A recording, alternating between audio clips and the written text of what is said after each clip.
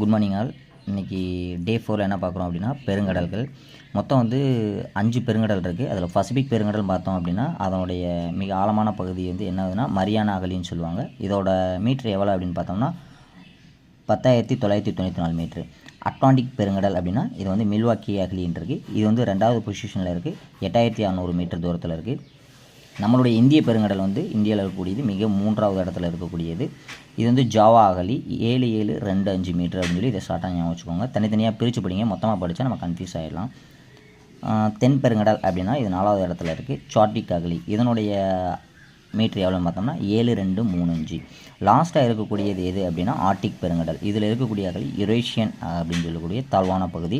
இது எவ்வளோ அப்படின்னா 5449 மீட்ரு அப்படின்னு சொல்லி இது பார்த்துக்கோங்க. மொத்தமாக படித்தோம் அப்படின்னா இதை மீட்ரு வந்து கன்ஃபியூஸ் ஆகிடும். ஸோ எல்லாமே பிரித்து படிங்க. இதில் மிகப்பெரியது எதுன்னு கேட்கும்போது பசிபிக் பெருங்கடலை சூஸ் பண்ணுங்கள். இதில் மிக சிறுசு எது